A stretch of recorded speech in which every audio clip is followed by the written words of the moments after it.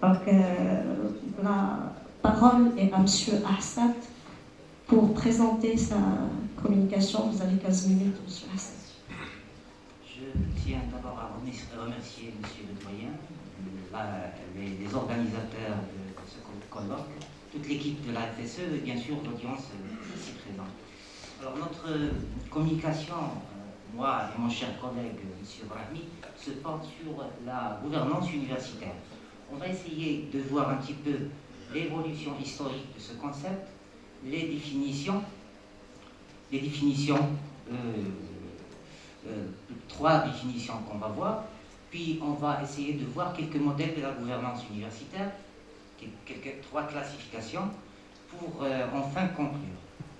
Alors, pour l'introduction, la gouvernance universitaire se voit justifiée, comme pour la gouvernance en général, premièrement par l'évolution et la complexité du contexte, parce qu'on peut constater que l'environnement actuel est composé de plusieurs contraintes et exigences très variées faisant naître de nouvelles attentes sociales et politiques.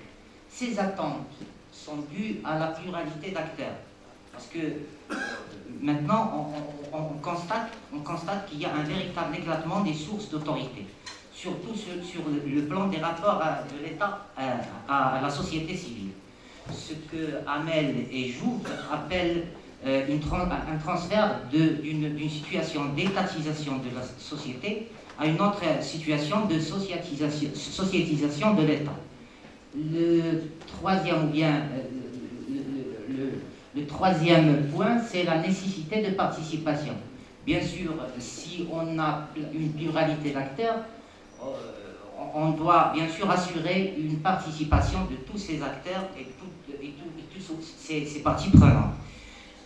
En plus de ces trois justifications, il y a d'autres justifications qui sont spécifiques au domaine de l'enseignement supérieur. On peut citer par exemple la massification de l'enseignement, les exigences de l'économie du savoir, et ainsi de suite. Alors, pour la problématique, toujours dans l'introduction, la problématique qui se pose pour l'université est d'une double tendance. D'une part, on a, par les missions de l'université, alors il doit promouvoir la recherche scientifique autour de la gouvernance, et d'autre part, il doit adapter ces systèmes de gouvernance à la complexité des enjeux auxquels elle est confrontée. Néanmoins, bien que les recherches autour de ce concept soient aussi abondantes, l'usage courant qui se fait de ce terme dans tous les domaines, et bien sûr dans celui de l'enseignement supérieur en particulier, nous amène à penser qu'un besoin de clarification est nécessaire. C'est pourquoi on va commencer premièrement par l'évolution historique de ce concept. Alors, l'évolution historique, comme vous voyez sur l'image, passe par trois temps majeurs. Premièrement, à la fin du Moyen Âge, les universités étaient des écoles religieuses, reconnues par le pape. Je parle ici de l'Europe, bien sûr. Ils étaient reconnus par le pape, fondant ainsi un système d'enseignement original monopolisé par l'Église. Alors, suite à de nombreux changements sociaux qui ont eu lieu dans cette période, alors ces changements ont nécessité de former des professionnels. Alors les universités ont répondu à ce besoin et ont servi d'institutions d'enseignement professionnel. L'université médiévale était une école à l'esprit moderne. Deuxième temps majeur, c'est le début de l'ère moderne. Au début de l'ère moderne, avec l'éclosion de l'idée des États-nations indépendants, la conception de l'université s'est vue transformée. L'idée de l'autonomie académique se trouva en contradiction avec celle de l'État-nation.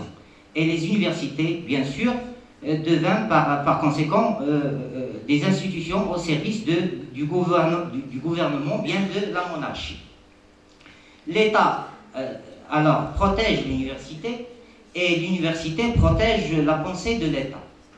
Troisième période, c'est à partir de 1810 avec la création de l'université de Berlin par Humboldt. Alors en 1810, avec la création de l'université de Berlin, ce rôle de l'université commence à disparaître.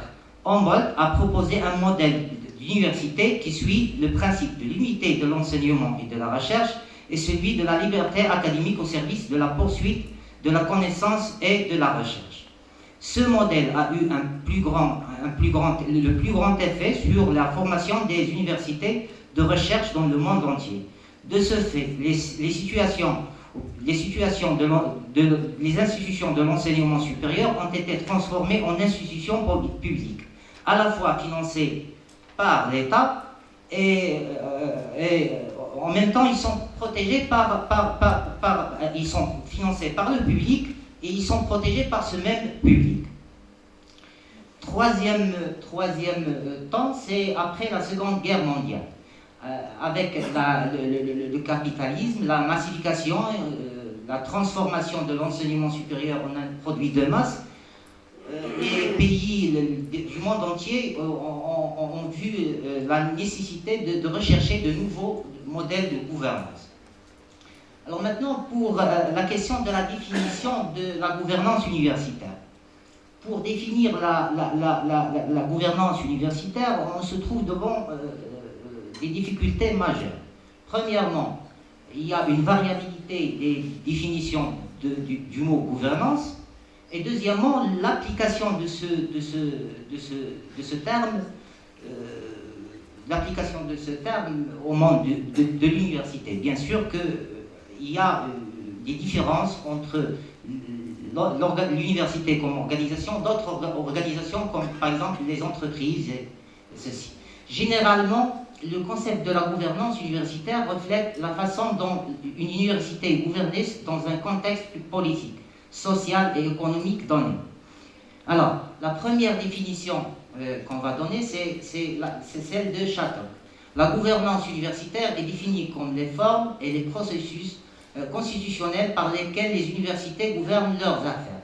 On peut noter ici que la gouvernance englobe les structures, les relations et les processus par lesquels, tant au niveau national qu'au niveau international, l'université est dirigée. Deuxième définition qui complète la première, c'est celle de Birnbaum, qui définit la gouvernance comme le terme que nous donnons aux structures et processus que les établissements universitaires inventent pour parvenir à un équilibre efficace entre les revendications de deux systèmes différents, mais également valables, de contrôle et d'influence organisationnelle. L'un de ces systèmes, fondé sur l'autorité légale, est à la base du rôle des administrateurs et de l'administration, bien sûr. L'autre est fondé sur l'autorité professionnelle qui justifie le rôle des facultés. Il y a ici une certaine opposition entre deux systèmes au sein de l'université. Cette opposition de deux forces valables et justifiées a pour but de créer un équilibre efficace entre les deux revendications, et c'est le but de la gouvernance. Troisième définition, celle de Kaiser et Eckel, la gouvernance est un processus d'élaboration des politiques et de prise de décision au niveau macro dans l'enseignement supérieur. C'est un phénomène à plusieurs niveaux. Il est caractérisé premièrement, par une pluralité d'acteurs. Maintenant, on ne va pas parler de deux forces, il y a plusieurs forces qui interagissent dans cette gouvernance universitaire. Il y a une pluralité d'acteurs impliqués. Il y a le processus, bien sûr, d'interaction et de négociation entre ces participants hétérogènes pour créer, comme on a dit, un certain équilibre. Pour les modèles de la gouvernance, on peut, avant de citer ces différents modèles, on peut préciser quelques notes pour comprendre le contexte. Alors, dans de nombreux pays, il y a eu un passage de la gouvernance académique traditionnelle à un modèle de gouvernance d'entreprise, mais adapté bien sûr aux organisations à but non lucratif. La mise en œuvre de ces nouveaux modèles d'entreprise constitue un véritable défi en raison de l'inertie des systèmes éducatifs nationaux et fortement centralisés. Alors cette inertie, on peut la trouver par les lois, les procédures, les différentes lois qui régissent ce domaine.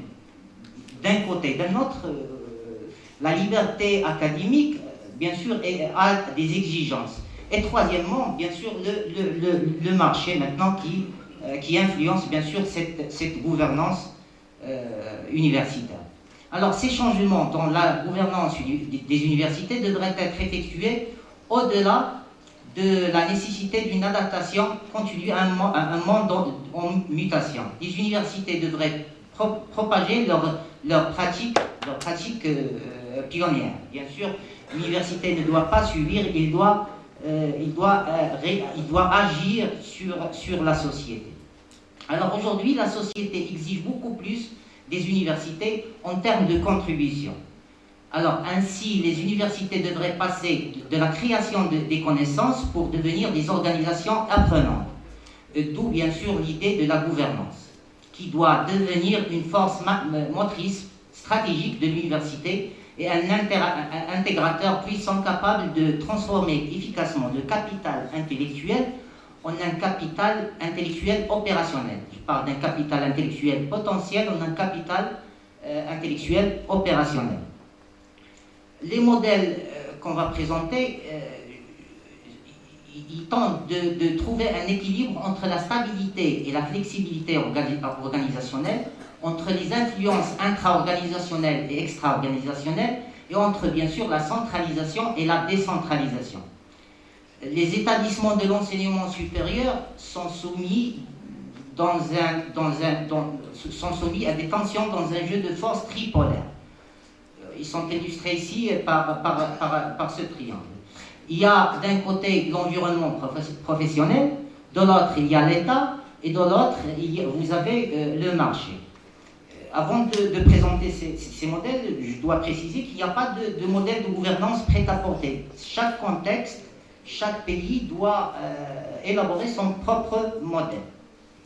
Alors la première classification est celle d'Alberto Amaral et son équipe. Il nous propose 3 modèles de gouvernance. Le premier modèle, c'est celui de l'United States Model, où les professeurs possèdent peu de pouvoir. Il est d'abord partagé entre les administrateurs et les différentes parties prenantes. Le deuxième modèle, c'est le modèle de l'United States, le modèle de l'United Kingdom. Le troisième, c'est le modèle continental. Les 3 modèles qu'on va présenter. Il ne me reste pas beaucoup de temps, je vais passer un petit peu. Le deuxième modèle, la deuxième classification, c'est celle de Daubin qui nous présente un modèle tout à fait semblable à celui qu'on a déjà cité. Alors, je vais m'arrêter ici un petit peu pour voir cette conception que nous donne Larouche. Il nous donne cette conception par rapport au système de gouvernance. Alors, on va passer, s'il vous plaît, je vais passer pour conclure, parce qu'il ne me reste pas beaucoup de temps. Alors, pour la conclusion, ce travail est inscrit dans le cadre d'une étude plus large autour de la gouvernance, ou bien de la compréhension des pratiques de la gouvernance au sein des universités marocaines. On va présenter les résultats de cette recherche au futur.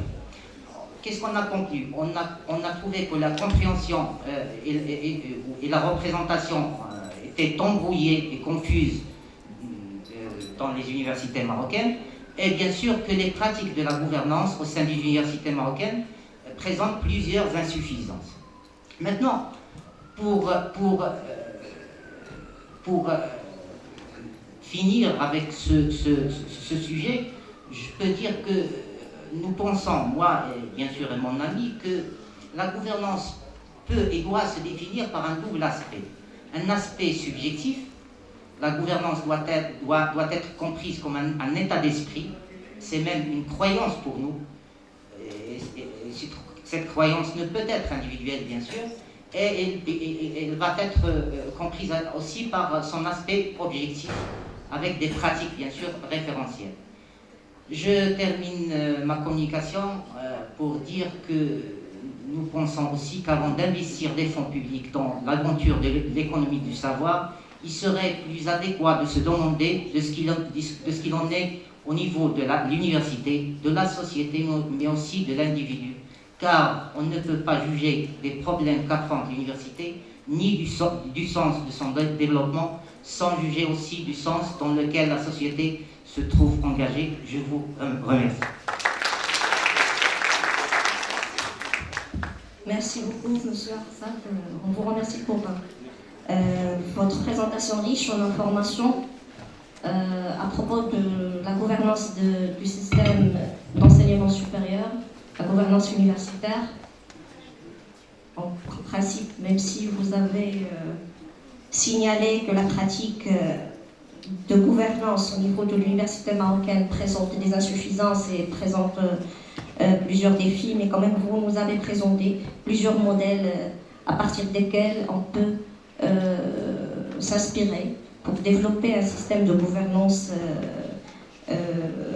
efficace.